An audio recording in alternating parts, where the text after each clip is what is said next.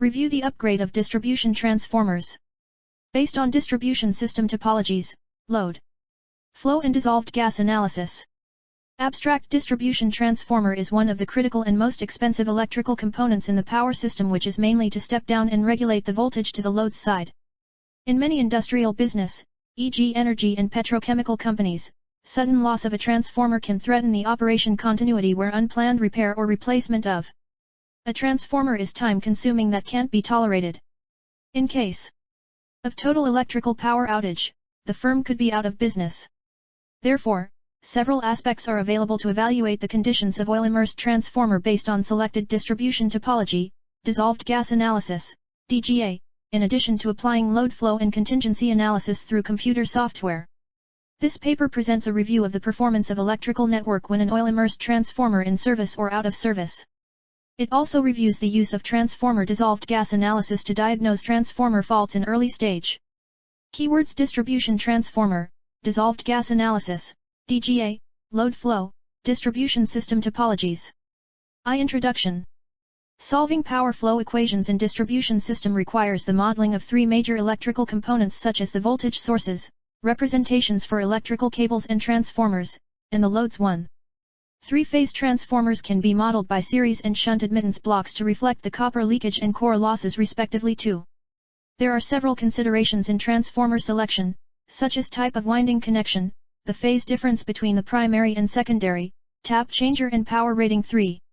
Therefore, one of the most used tools for evaluating the condition of transformers is dissolved gas analysis, DGA.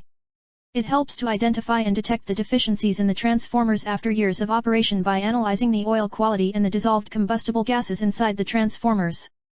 DGA test results can support estimating the right time to upgrade the transformers, which eventually will enhance the reliability of power supply for a cost-effective approach.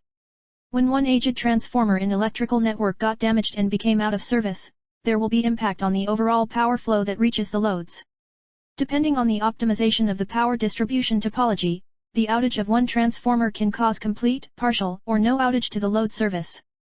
Ibrahim Habiballah, Electrical Engineering Department, King Fahd University of Petroleum and Mineral, Dhahran, Saudi Arabia. In this paper, the first section will be about reviewing low-voltage distribution system topologies to evaluate the impact of a transformer outage. The second section will be about reviewing different load flow methods and techniques which can be applied to study the performance of electrical network when a transformer in service or out of service. The last section will be about reviewing transformer dissolved gas analysis, DGA, which can be implemented to diagnose transformer faults in early stage. 2. Review of low-voltage distribution system topologies. 4,5.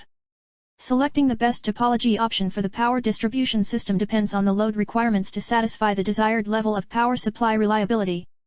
As the reliability increases, the cost and complexity of power distribution will increase accordingly. The purpose of reviewing the distribution system topologies is to study the impact of losing a transformer at different distribution topologies. Radial systems. In the simple radial system, there is single power supply serving the all loads. It is the simplest power distribution system, which consists of a single power source, a fused switch, a transformer, and a single bus to distribute power to the loads. In case of an electrical fault occurring between the supply circuit up to the bus, it will cause complete power outage. The reliability of system arrangement can be enhanced if there are two independent power sources available to enable either manual or automatic switching between power sources in case of power supply failure. Also, the simple radial system can be improved to be an expanded radial system by including an additional transformer as shown in Fig. 1. The loss of one transformer will not cause the loss of entire load. Hence, the reliability of the system will be increased as the number of transformers increases. In addition, the location of the secondary buses can be in different locations nearby the loads, which can improve the voltage drop and electrical losses. B. Primary selective system. When two power sources are available, tie circuit breaker can be installed at the primary bus of the distribution system as shown in Fig. 2. If the tie circuit breaker is configured at the normally closed position, parallel connection between the two power supplies can be established. However, extra care should be taken to overcome any electrical faults. When an electrical fault occurred at one of the power sources, the fault shall be cleared to prevent the entire service loss. Fig. 2. Primary selective system. C. Primary loop system. To overcome the loss of the loads due to feeder cable failure, the loop system can be designed as shown in Fig. 3. Typically, the arrangement of an open-loop system is achieved by installing 4 loop switches, keeping only one switch to be in normally open position. It possible maintain closed-loop system by replacing the switches with metal-clad circuit breakers to provide maximum selectivity. Fig. 3. Primary loop system. D. Secondary selective system. To overcome loss of partial loads when one component fails, such as a transformer, the arrangement of the secondary buses can be integrated by placing tie circuit breaker as shown in Fig. 4. If the configuration of the tie circuit breaker was normally closed, the failure of one feeder or transformer will not cause any outage. The design of each transformer, along with its secondary circuit breaker, shall be capable of handling the entire load in case of failure of one transformer. Fig. 4. Secondary selective system. E-ring bus system. The bus's configuration in the distribution system can be arranged in close loop as shown in Fig. 5. In this arrangement, the fault at one bus will cause only the isolation of that particular faulty bus and associated loads, while the rest of the system will remain healthy. Fig. 5. Primary ring bus system. F. Composite systems. In industrial and commercial applications, it is rare to apply a single distribution system topology. Typically, combination of topologies can be arranged to satisfy the desirable reliability level. Fig. 6 shows an extreme reliable system where failure of multiple components will not cause any interruption to the load.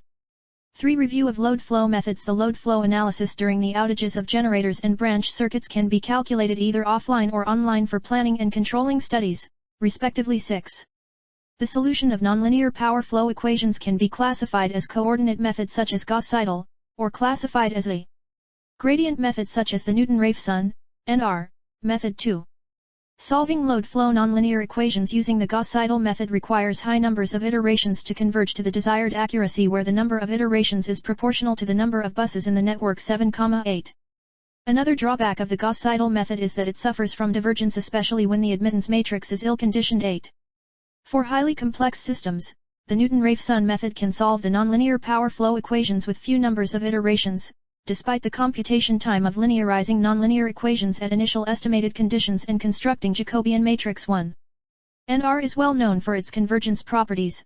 However, one of its drawbacks is that Jacobian matrix must be calculated in each iteration, which raises the concern of time and storage consumptions. 3. In 9, a modified version of Newton method for radial systems was introduced, where Jacobian matrix was represented in UDUT form to avoid ill condition in LU factorization.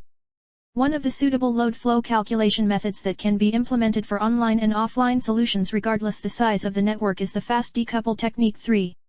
In 10, a power distribution system was broken down into several areas where, in each area, a power flow solution was performed in parallel and independently without impacting on the accuracy. This technique requires a slack bus to be assigned in each area, with inter-transmission lines between one area to another, where these lines are treated as loads injected to the buses. The main advantage of 10 is that as local computation is performed independently in each area based on fast decouple method, besides minimizing the computation on the local CPUs, which speeds up the overall computation. This technique required well-synchronized communications between all areas. 10. In 11, a new proposed method based on network topology was developed by constructing bus injection to branch current, BIBC, and branch current to bus voltage, BCBV, matrices to solve the load flow. This proposed technique required line data to be inserted graphically for radial distribution system. 11. For review on transformer dissolved gas analysis assessment, DGA. Diagnosing transformer faults in the early stage can be performed by implementing DGA, which can avoid catastrophic electrical power failures. 12. In 12, 5 actual transformers failures were detected by DGA, then additional diagnostic tools, such as winding and dielectric resistances, were applied to investigate the faults further. Eventually, internal inspection of transformers was carried out to confirm the issues. In 13, a methodology was developed to predict the transformer conditions in long and short terms. For the short-term diagnosis, some typical tools were applied through 4 main steps. The first step was to check if the fault existed, the second step was to diagnose the conditions, the third step was to identify possible fault type, and the last step was to formulate the degree of confidence by combining the fault results from different DGA methods. 13. For long-term diagnosis, remaining useful life, RUL, can be calculated based on the condition of the internal paper insulation. 13. The main 3 steps to perform DAG can be briefly described as follow. A. Key dissolved gases, KDG, condition.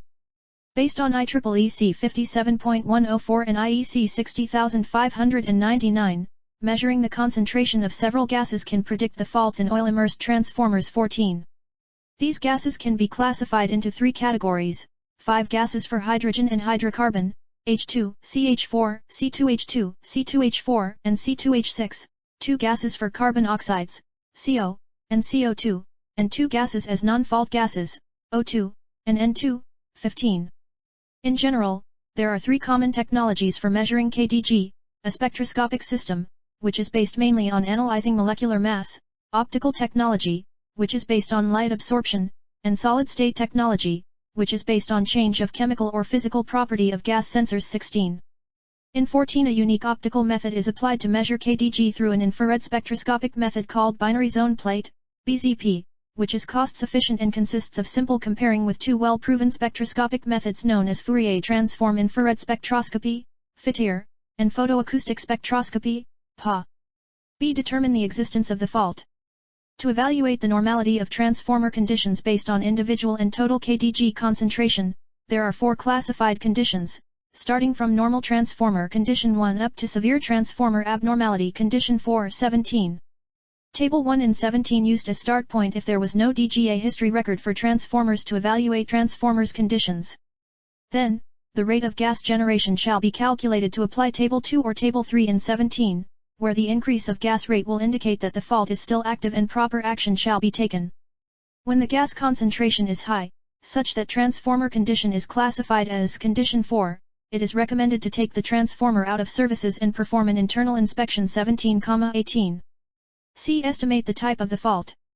Based the profile of detected KDG and significant gases proportions, there are 4 general fault types: thermal oil, thermal cellulose, electrical partial discharge, and electrical arcing. 17. Well-defined 5 gas ratios: R1CH4/H2, R2C2H2/C2H4, R3C2H2/CH4, R4C2H6/C2H2, and R5C2H4/C2H6, which can be used to identify a possible fault type based on IEEE 57.104, and IEC 60599. 17-19. Although, determining the exact type of fault is not accurate in all cases, it is recommended to apply and compare the results from different methods to come with reasonable decisions. 12. In 20, 5 DGA methods, key gas, IEC ratio, Rogers ratio, Dornenberg, Duval triangle methods, were applied to identify the type of fault from each method, where the result accuracy using this combined analysis resulted into the highest accuracy comparing to result obtained from individual method. V. Conclusions. The paper has reviewed different aspects to evaluate the condition of distribution transformers, and to determine the right time for the upgrade.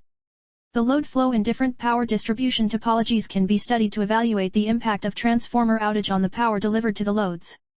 The implementation of DGA using different methods can be a proactive assessment aims at enhancing the reliability of power network by closely monitoring the health of the transformers.